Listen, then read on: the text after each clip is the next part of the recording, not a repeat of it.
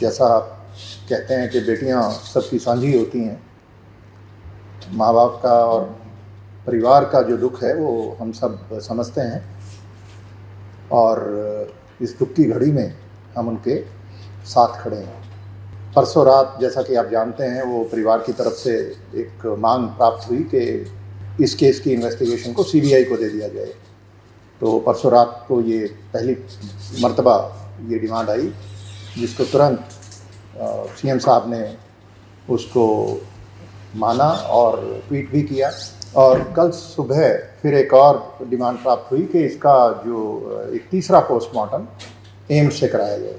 तो उसमें भी तुरंत हमने कोऑर्डिनेट करके एम्स से कल ही, जैसा कि आप जानते हैं, तीसरा पोस्टमार्टम भी करवाया गया। और इस केस के बारे में आपको पता है कि जो पहला पोस्टमार्टम है वो भिवानी में बोर्ड के माध्यम से करवाया गया था और उसके बाद एहतियातन एक और पोस्टमार्टम पीजीआई रोहतक, जो हमारा सबसे पुराना सबसे रेप्यूटेड हॉस्पिटल है स्टेट में, तो वहाँ से सेकंड पोस्टमार्टम कराया गया।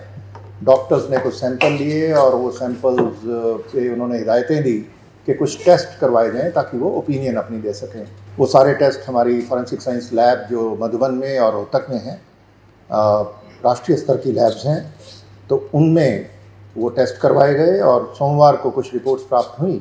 उसके बाद पीजीआई रोहतक के डायरेक्टर ने एक बोर्ड ऑफ डॉक्टर्स, जो सीनियर डॉक्टर्स हैं, उनका एक बोर्ड बनाया और वो गठित करके वो सारी रिपोर्ट्स उनके सामने रखी गई और पोस्टमार्टम की दोनों रिपोर्ट्स के आधार पे उन्होंने अपनी ओपिनियन दी। और जैसा मैंने बताया कि हमारे, और हम सब जानते हैं कि पीजीआई रोहतक में हमारा सबसे पुराना सबसे रेप्यूटेड हॉस्पिटल है, बहुत काबिल डॉक्टर हैं और हमारी जो फॉरेंसिक साइंस लैब्स हैं वो भी राष्ट्रीय स्तर की हैं और अंतर्राष्ट्रीय मानकों के मुताबिक वो अपने सभी टेस्ट करते हैं।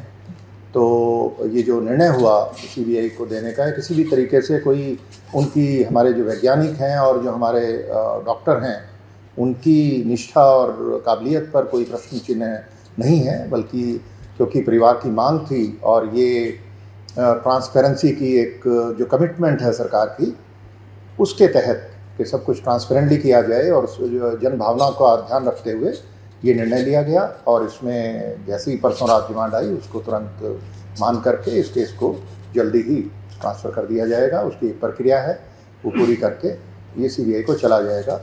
और जिन परिस्थितियों में भी ये एक प्रकरण हुआ, ये सारा घटनाक्रम, वो सारी परिस्थितियाँ भी इसमें निकल करके सीबीआई की जांच में सामने आ जाएंगी।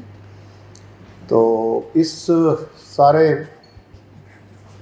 प्रकरण में बहुत सारे लोगों ने, काफ़ी जो इलाके के, भिवानी ज़िले के सामाजिक लोग और दूसरे लोगों ने बड़ा अच्छा इसमें एक रोल अदा किया।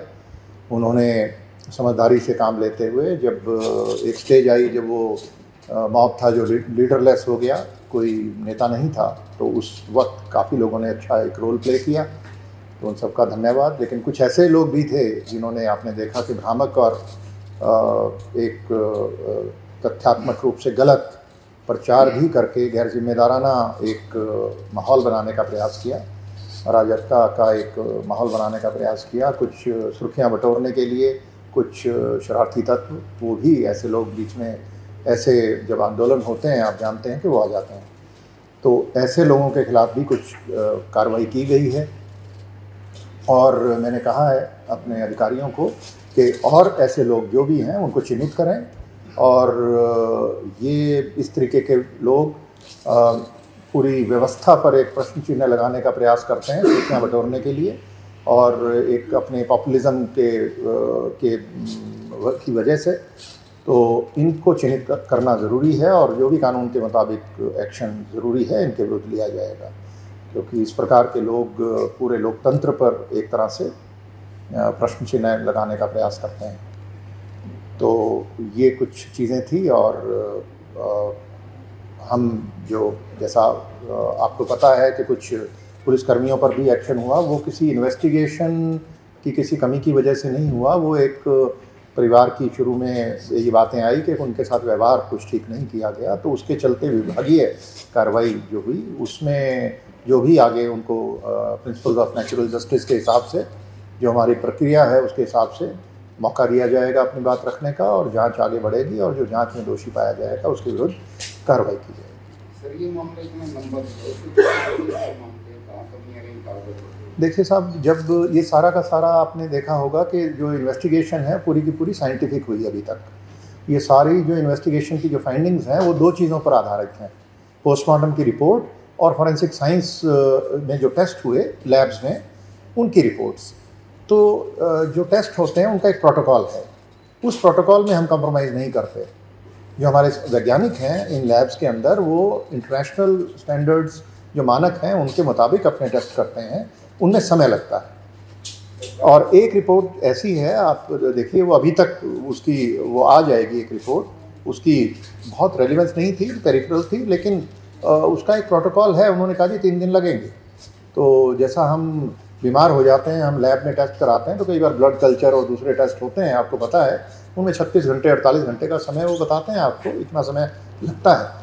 तो जो फॉरेंसिक साइंस के टेस्ट हैं उसमें लैब्स के अंदर, उनमें जो समय लगा, और जब जैसे ही हमारी विसरा की रिपोर्ट मंडे को मिली, सोमवार जो गया उसको मिली, मंडे को ही हमने प्रयास किया कि इनको, उसी दिन बोर्ड बन गया और बोर्ड बनकर उन्होंने ओपिनियन दे दी, जिसके बारे में आपको अवगत भी कराया गया। हाँ, ये उसके रिपोर्ट में आया हुआ है, इंसेक्टिसाइड है मोनो करके, मोनो स्प्रे। हाँ, आप पढ़ के बता दें। ऑर्गेनोफॉस्फोरस अभी ये मुझे लगता है कि ये सारी डिटेल्स इसको हम सीबीआई के ऊपर छोड़ दें तो बेहतर रहेगा। जहाँ तक कन्वेंशनली इस केस का मैं नहीं बात करूँगा, लेकिन हाँ ये माना जाता है कि अगर स्ट्रगल के साइन नहीं है तो वो खुद कंजम्पशन की तरफ इशारा करती है। और ये एक जो डीएनए का टेस्ट होता है उसमें जो फिंगर नेल्स हैं, इनके अंदर जो हमारे डीएनए लेकर के वो टेस्ट करके वो रिपोर्ट ये कहती है कि कोई स्ट्रगल नहीं हुई है। कि वो अब निष्कर्ष पे पहुंचना, मैं आप यही रिक्वेस्ट करूंगा कि इस स्टेज पर कुछ भी कहना उचित नहीं है, इसको हम सीबीआई के ऊपर छोड़ें। सीबीआई का हम तुरंत केस बना के भेज रहे हैं और एक प्रक्रिया है, वो जैसी पूरी हो जाएगी उसमें केंद्र सरकार को भी एक नोटिफिकेशन करनी होती है, 2 नोटिफिकेशन होती हैं, एक पहले राज्य सरकार करती है, उसके बाद केंद्र सरकार करती है, तो उसमें थोड़ा समय लग जाता है। लेकिन हाँ जी, अंतिम हाँ इसमें क्योंकि वो जो बात आई, जब ये बात आई कि कोई व्यवहार ठीक नहीं था, तो उस पर तुरंत उसका संज्ञान लेकर के उनके विरुद्ध जो विभागीय कार्रवाई है वो आरंभ कर दी गई।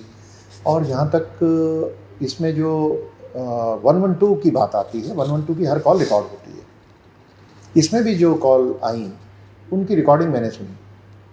तो मैं कहूँगा एसपी साहब से रिक्वेस्ट करूँगा कि बाद में आप सबको शेयर करेंगे। और मैंने पाया कि जो 112 ने जो इनिशियल रिस्पांस था वो बहुत अच्छा था। उसको ये चंडीगढ़ का तो उनकी काफ़ी ट्रेनिंग होती है, और यहाँ भी वही ट्रेनिंग हम अपने जितने भी ERV का स्टाफ है, जितने इमरजेंसी रिस्पांस व्हीकल्स हैं, इन पे जो लोग पोस्ट किए जाते हैं उनको भी वही ट्रेनिंग दी जाती है। यहाँ एग्जैक्टली क्या हुआ इसकी कोई रिकॉर्डिंग नहीं है, पर हाँ अब क्योंकि ये आरोप था और पीड़ित परिवार की तरफ से था, तो उस पर हमने पूरी उसको ध्यान देते हुए, तवज्जो देते हुए उनके विरुद्ध विभागीय जांच की प्रक्रिया शुरू कर दी। उसमें जो भी उसका नतीजा निकलेगा उस हिसाब से कार्रवाई की जाए।